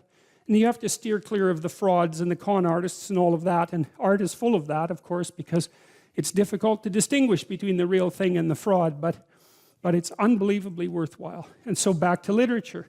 I'm telling you this partly because I've been thinking a lot about the humanities and the arts. And practically speaking, because I know that artistic types are also entrepreneurial types. They're the same personality types. And so it's very much worthwhile to make an economic and practical case for this sort of thing. You study literature and the humanities so that you can familiarize yourself with the wisdom of our civilization. Man, you should do that, because people have been working on this thing for a long time, and it's rich beyond comparison. So why wouldn't you do that? And you teach yourself to read, and you teach yourself to speak, and you teach yourself to think, and you teach yourself to communicate. And I can tell you, if you can read and think and communicate, you are absolutely 100% unstoppable. And that's another thing that's so interesting about the humanities education that's at the core of the university. It's like there's nothing more economically valuable than teaching people how to articulate themselves and communicate, because they can identify problems, they can formulate solutions, they can negotiate to consensus, they can negotiate on their own behalf or on the behalf of others. It's like there's absolutely no downside to it, except that there's responsibility that goes along with it. But it doesn't matter, because there's no escape from responsibility. You can either take it voluntarily or you can take it involuntarily. Those are your options, but there aren't any other options. And so we need to understand the role of art and literature and stop thinking about it as an option. It's not an option. It's not an option. What is it said? Man does not live by bread alone. That's exactly right. We live by beauty. We live by literature. We live by art. And literally, not metaphorically. We cannot live without it, because life is too dismal and tragic in the absence of the sublime. That the purpose of memory is to provide you with a map of what to do so that you can be secure where you are. and maybe more than that, so that you can be secure and gain advantage. You can get what you need and want from the circumstance. That would be even better. But lots of times you'll just settle for nothing terrible happening. If you can add some additional gain to that, so much the better. Maybe you learn that nothing happens to you in the playground that's upsetting, or maybe you learn that it's a great place to make friends, and that's even better. And then part of exploring the playground would be going out to make friends, and hopefully your mother, in some sense, is somewhat hands-off about that, so that you can bang yourself up against the world a bit and learn what you need to learn about how to negotiate friendships. Now, let's go back to this guy who's having murderous fantasies. Now, he's humiliated in high school. So you ask yourself, why? Well, there's a pretty good literature on bullying, and generally, bullies poke at all sorts of people, and they start with little pokes. And if they can get a response that's gratifying to their desire to shame, then they'll keep attacking. But they start off small, and not everybody gets bullied. Most people get bullied some when they're kids, but some people are targeted fairly frequently, and they're people who tend to react in the manner the bully wants. And perhaps there are also people who don't defend themselves very well when the first pokes occur. They don't have a quick word in response. They won't stand up for themselves. They retreat. They get over emotional. So then you might ask yourself, well, why would that be? Well, if your mother is operating properly in the playground, she's there when you run back and you need her. She's not there behind you when you don't need her, making sure nothing bad happens to you. And, well, why? Well, because bad things are going to happen to you, and what you need to learn is how to deal with that on your own. That's the best protection your mother can provide in the final analysis, is to allow you to be challenged, to build competence. And that takes a fair bit of forbearance on her part. Right? She has to be willing to let you go out there and make mistakes. I remember when my daughter was learning, I bought her these monkey bars. Climb up a ladder, across a ladder, down a ladder. It was pretty high. It was about 8 feet, I think. And she was about 3. She was out in the backyard learning to climb up these monkey bars. It was really interesting to watch her. She'd lift her foot up, then lift it up a little higher, lift it up a little higher, and then she'd put her foot on the first rung and put a little weight on it, and then repeat that. Then she'd go up to the first rung, and then she did that with the second rung, like just trial and error, right? A little foray, a little foray, a little foray, mastery, and then a little higher and a little higher. It was a fairly high monkey bar for such a little kid, but we were watching her, and she was doing a good job. We just let her be. And maybe she falls off the monkey bars when she gets to the top and breaks her arm. And then aren't you a terrible parent? And the answer to that is maybe. And maybe not, too. Because getting that line between protection and overprotection right, that's tough. So now I'll tell you a little story that you all know. So I'm sure most of you have seen the Disney film Sleeping Beauty. And it's a very interesting film, very interesting story. So the way the story sets itself up at the beginning is there's a king and a queen, father and a mother, let's say. And they're older. They haven't had any kids. So they're older parents. And they really want a child because they're older parents and they haven't been able to have any kids. And so finally they have a daughter. They call her Aurora. And they're pretty thrilled about it, and the whole kingdom has a celebration, and it's christening day, and they invite everyone in the kingdom to come, except Maleficent, which is an interesting word because she's an evil queen, but maleficent means malevolent, right? She's not only that she's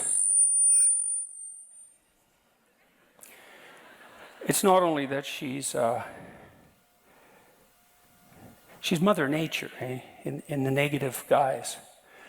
She's the tragedy of life. That's another way of thinking about it. But she's also malevolent. So she's also betrayal and catastrophe and cruelty. And the king and queen don't invite her to the christening. And you think, well, no wonder. Do you really want something like that at your child's birthday party? Or the christening, let's say? And the answer is, if you don't want that there, then you're that. And that's a hell of a thing to realize. Because if you don't allow your child to encounter what's negative about the world in measured doses, and even what's malevolent about the world, then they don't learn how to weave their way around that or to cope with it. Both of those are important. And then they're laid open to it, and then that's on you. And you're doing it because you don't want any of that in your child's life. You don't want any tragedy, you don't want any malevolence, which is why they don't invite her to the evil queen to the wedding. And then what happens later in the story? Well, Maleficent says she's going to either kill Sleeping Beauty, and that's because people who aren't prepared are more likely to die, or it's modified in the story so that she'll only become unconscious. And what does that mean? Well, that's what happens, to people who can't cope with the catastrophe of the world, is that they are tempted by unconsciousness. Maybe they want to sleep all the time, they want to avoid, they're afraid to confront anything.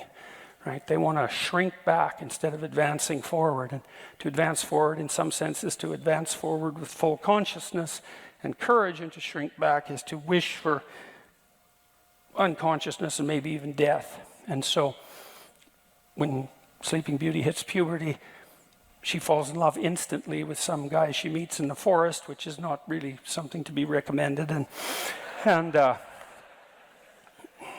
she falls too hard and too fast for anyone who's sensible, and then finds out that that's a love that's not meant to be, and she's so catastrophically destroyed by that Maleficent is able to entice her into unconsciousness. And so then she's asleep. And she's asleep because the world's too much for her. She wants to be asleep. The rest of this story is about, I think it's Prince Philip, the hero, who confronts Maleficent, who transforms herself into a dragon and attempts to destroy him. And he confronts her successfully and hacks his way through all the thorns that she's put around the castle and wakes Sleeping Beauty up. And you can think about that in a sort of cynical way, that this poor unconscious girl needs the hero, who's a man, to save her from the catastrophe of nature and malevolence and tragedy. But you can also read it psychologically, and you can say that it's the awakening of the spirit of the hero and the conscious willingness to advance in the face of tragedy and malevolence that's the proper antidote to the desire for unconsciousness in the face of the vicissitudes of life. And you can also read it as a romance, because to some degree, women who have to take care of infants do depend on men to confront the world and protect them. But it's very nicely read as a psychological story as well, and it's accurate. Now, back to the man who wrote me about his fantasies.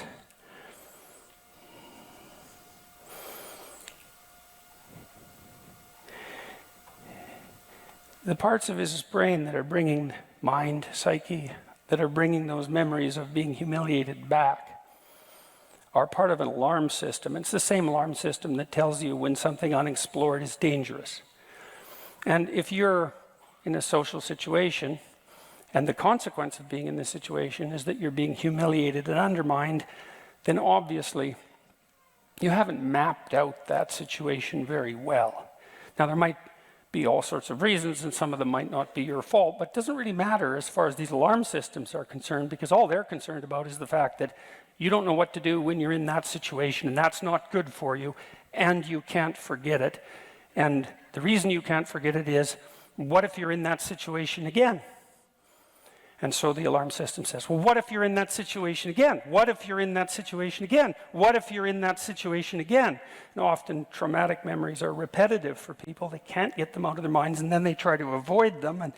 And that just makes it worse, because what you tell the alarm system when it rings the alarm, if you try to ignore it, is that the alarm is about something so terrifying that you won't even admit to the fact that there's an alarm. And so that just makes the alarm go off more. And so you try to avoid, and, well, that doesn't work. That's something sort of akin to Freudian repression. And so what I recommended to this gentleman was that he write down all the times he was humiliated. It's like, so you've got these memories that won't let you go, you know, these people who took advantage of you. What happened exactly? That's hard to figure out, right? And maybe now he's a little smarter than he was in high school, because maybe he's 4 years older. It's like, what exactly happened? Because the memory will be emotion-laden, but there's a lot of detail around it that's really relevant. You know, and one of the things you can do when you confront a memory like that, which is to confront the terrible things that happened to you in the past, which is the same as confronting terrible things per se, is you can ask yourself, well, exactly what happened, and what part did I play, perhaps, and are there things that I could have done earlier or different, or is there some manner in which I set myself up for this?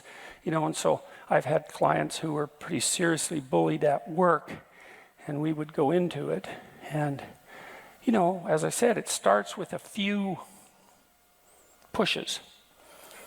And they don't respond, and then the pushes get a little harder, and they don't respond. The pushes get a little harder, and then it turns into something. Well, maybe that's really. I mean, I had one client who was bullied into psychosis in high school. She was completely fractured by this person who decided to really do her in a seriously malevolent way, because she wouldn't go on a date with him, and she had no idea that kind of malevolence existed, and so had been badly prepared in some sense to encounter someone like him. Now, if you're allowed to bump up against the rough edges of the world, the natural world and the social world, and if you have someone that you can communicate with, the probability is pretty high that you can learn incrementally how to map the world and your actions in it, so that the probability that you're going to be pathologically prone to catastrophe and betrayal is much reduced. You know, so I'll tell you a story about my mother.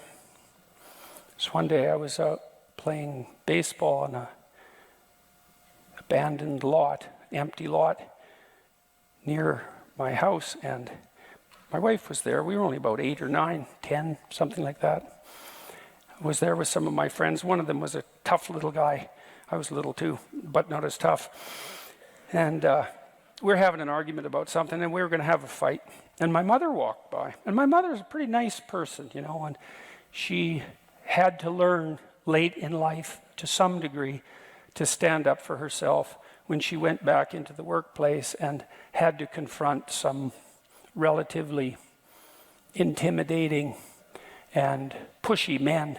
And it was hard on her to do that, but she was no pushover, my mother, and she's a good person.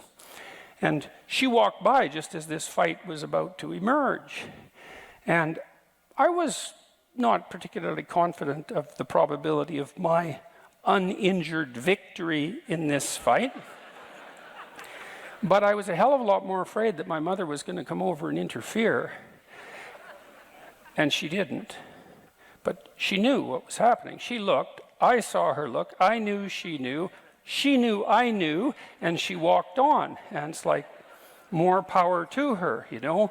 And because I was fortunate to have a mother like that, let's say, I got into enough of the sorts of scrapes that teach you how to avoid a certain amount of scrapes, and that worked out quite nicely. And that's meant my mother was willing to invite malevolence, invite the evil queen into my life, at least to some degree, you know, because she knew better than to assume that that could be just dispensed with.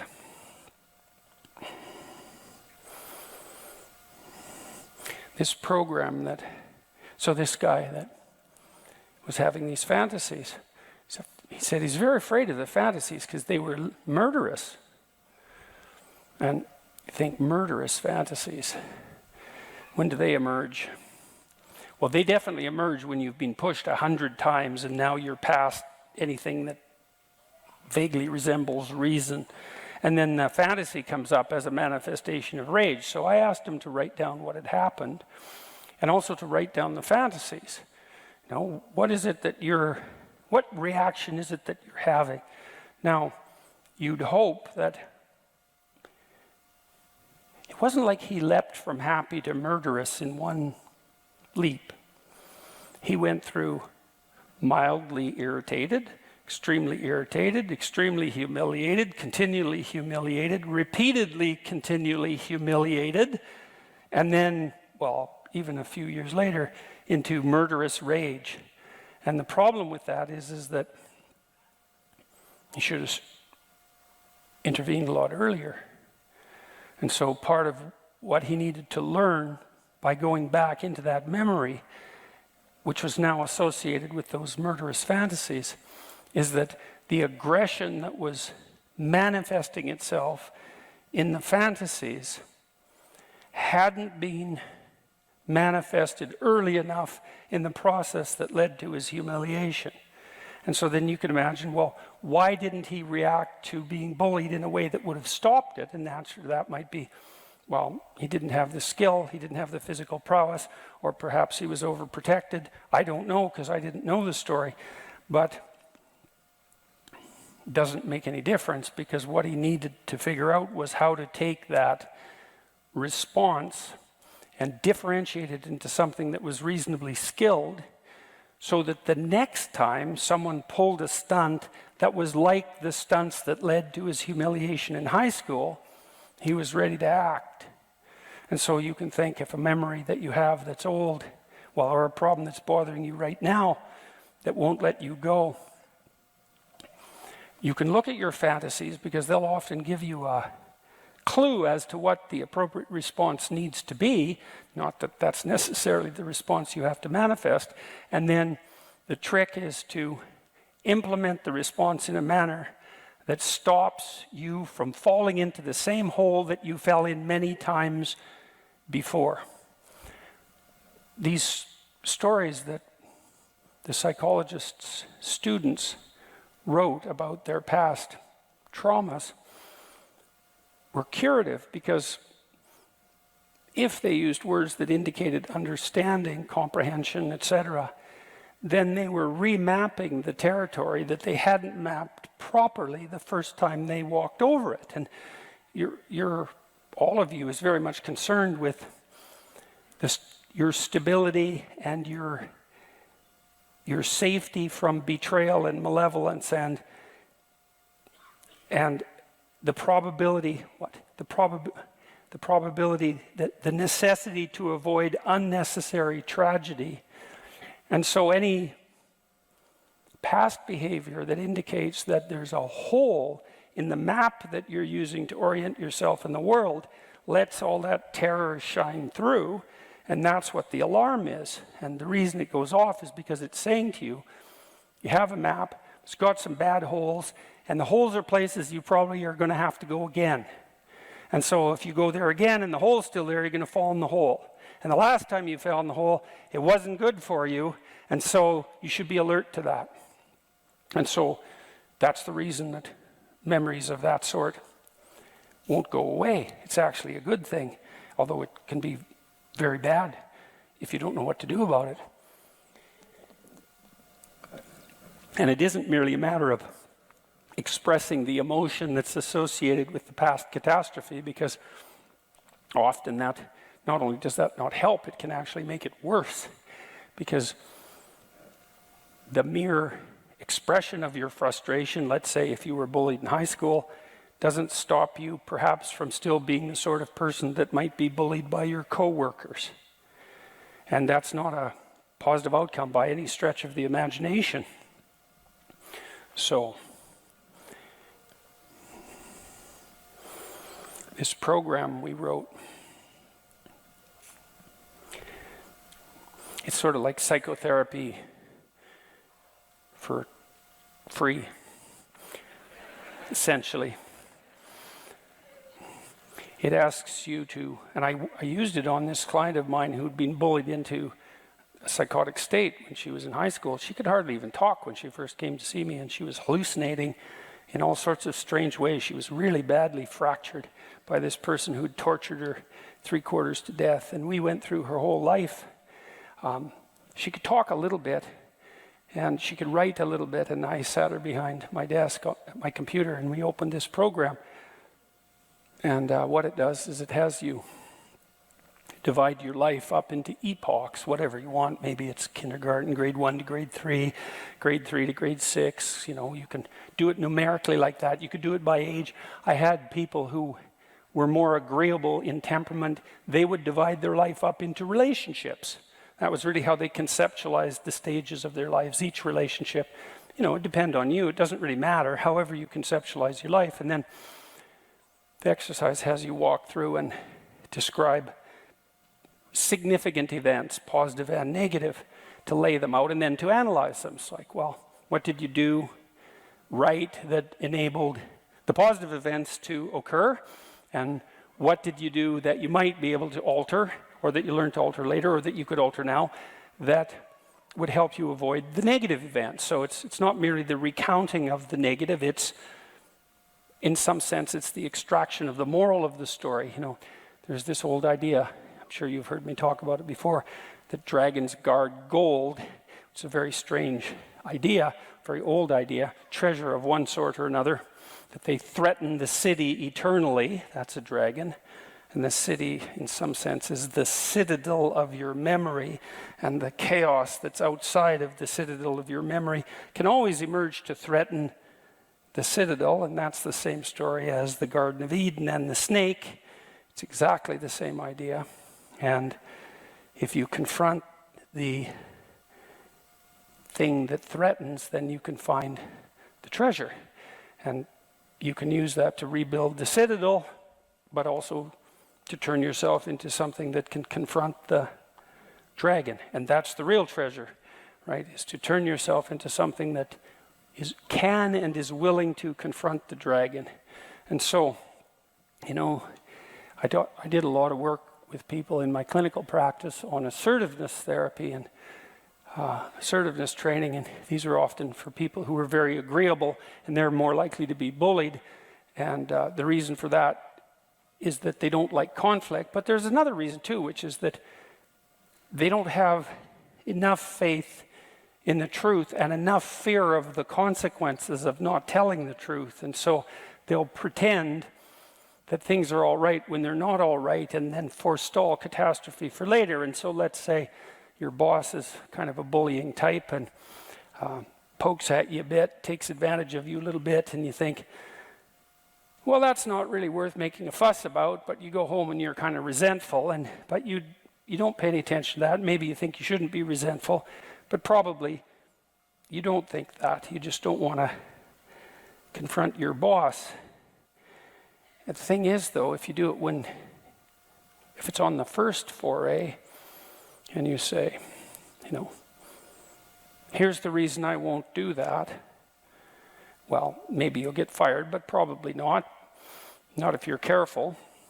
Generally, someone like that will think, oh, you're not as easy to pick on as I thought you were, and they'll go find someone else, or maybe they'll even learn something from the encounter, you know, and that takes a fair bit of courage, and that's part of that confrontation that we just described, you know, is that you're resentful because you've been taken advantage of and you have something to say, and so you need to say it. And when I was doing assertiveness training with my clients, I often talked to them about their resentment. That would be the kind of resentment that might have someone generate murderous fantasies 4 years later. These people who go out and do murderous things, you know, they've harbored an awful lot of resentment. There's a lot of things they didn't say when they should have said them, that's for sure. And so, you know, and if you let the people around you who you love hypothetically take advantage of you, then you're going to harbor resentment, and that's going to come out in all sorts of ways that are really not positive in the least for you or for them. And so it's better just to have it's just better to draw the line when when all there is of the dragon is one tooth. Say, no, here's why, leave me alone, or here's how I want to be treated instead. And insist upon that, right? You draw a line. And it's not like that's nothing. And then I suggested to this man with murderous fantasies that he think about what he could have done different in high school. In principle, you know, maybe he needed to get stronger, so he was more confident. I'm not saying this is easy. That's irrelevant. Lots of things aren't easy that end in catastrophe, and the problem was that he was humiliated and now he's murderous, and that's not a good outcome. So even if it's difficult, that doesn't mean it's unwarranted. But even more particularly in a situation like that, you ask, well, how did you allow it to come to such a pass? And what could have you done differently? And maybe you might find that there wasn't anything that you could do differently back when you were in high school, but by the time you're in university, you're not in high school anymore, and the world's shifted quite a bit. And generally, you're around more sophisticated people, and that kind of bullying is less likely. And so you still might have some aggression to integrate within you so that you're not a pushover.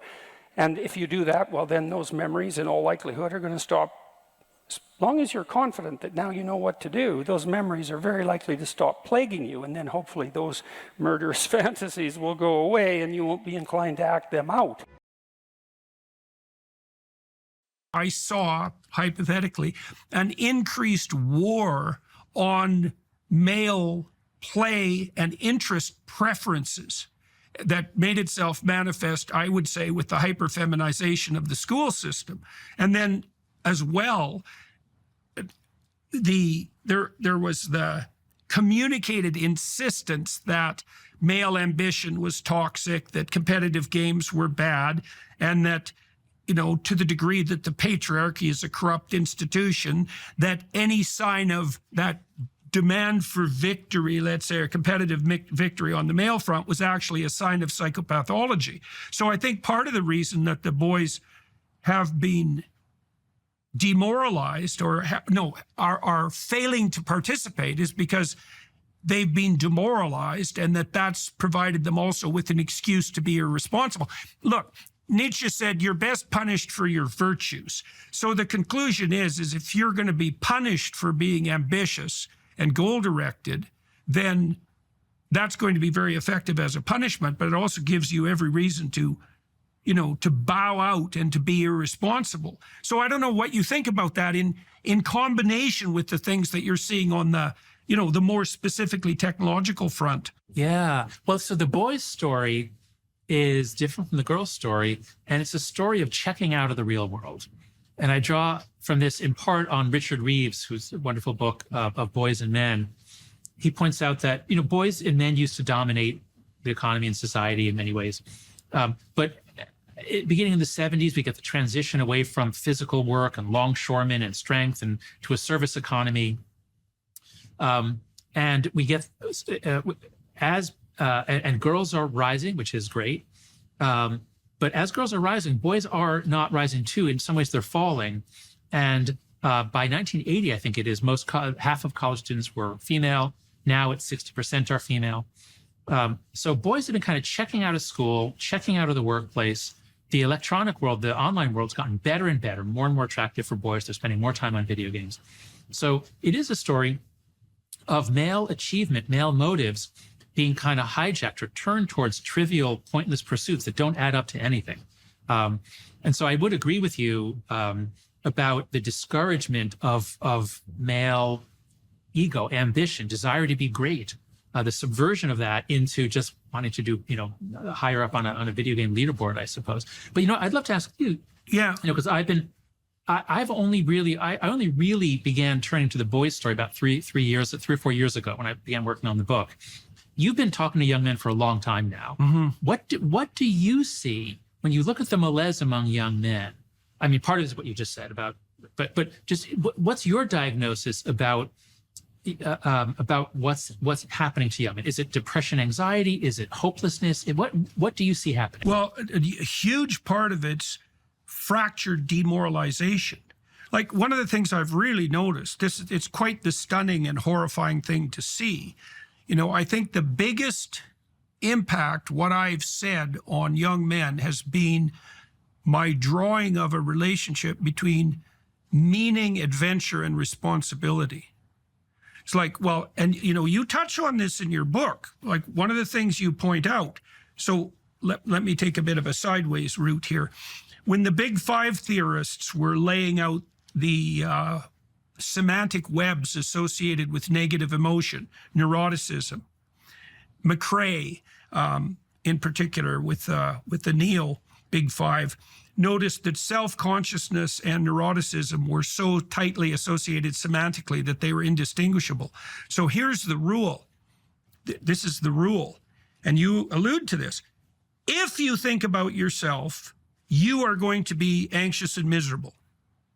Those are the same thing. And you know that when you're possessed by a bout of self-consciousness. It's not pleasant. Okay, so then you might say, well, what do you do about that? And one answer would be, well, don't focus on yourself. But you can't not focus on yourself. You have to focus on something else. Okay, so what do you focus on if you're male? Well, you focus on responsible service to the future and others. Well, why? Well, because that gives you what you described as that slow dopamine kick. It's like that's where, and that's not happiness, it's meaning. Those are very different things. Happiness is that like hedonistic kick that can be hijacked by the AI machines. Meaning is less intense but more sustaining. Okay, so where do you find that? And that's simple. You find that in the adoption of maximal responsibility. That's burden, that's challenge, that's play if you do it right. That's also the sacrifice that civilization is founded on. And one of the things that we might note, Jonathan, is that the default man is useless. Right? So, so for example, I'm going to get myself in trouble here, but I don't really care. So in the Arab world, broadly speaking, the Arab world produces about as much as Spain. Okay, well, why? Well, it's part of the reason is the men don't work. Now, that's not surprising. What's surprising is that any men ever work, because work is difficult and it requires sacrifice. And so the question is, and this is the anthropological question, the question of initiation, how do you socialize and civilize men? Because the default is going to be trivial hedonism. Of course it is, because it's easier. Of course it's going to be the default. The default's always what's simpler and more fragmented. Well, you tell them a story of heroic responsibility, and you draw, even more importantly, you draw a connection between responsibility and adventure. You know, and so it's so interesting because so many men have reflected this back to me, and I literally mean thousands, because I've said, you know, what you do is you look for the maximum burden, and you note that in service to that, you find meaning. And so you can do that with truth. You can do it with responsibility. And the young men will come up to me, and they do this daily, I would say, and say, you know, 5 years ago, I decided I was going to start taking responsibility for myself and tell the truth. And like everything's changed in consequence, everything. And so what we're doing this bigotry of soft expectations with men. And one of the things I got right at the beginning was, see, the male attitude towards younger men isn't the feminine ethos of acceptance. So you could imagine the dynamic in a family is that this is a stereotype, but I'm going to go with it anyways. The mother says to the child, "You're lovely the way you are." And the father says, I kind of like you, but you could be a lot more. And those are good. Those are really good together, because when the child goes out from the mother, he's encouraged, let's say, by the masculine, go out. And then when he's exhausted, or she's exhausted for that matter, she can come back to the mother and be accepted. And that's the standard pattern of, security seeking and then exploration. Now, what I've been doing with young men is saying to them, you could be a lot more than you are. And it's an insult in a way, because it means you're not good enough now, but it prioritizes the optimized future self. And that's actually hugely advantageous, and so I think what we're doing that's wrong with young men, well, and I think we're doing it to young women too in a more subtle manner, is not asking, not requiring, or even demanding nearly enough. So they default to trivial hedonism, obviously.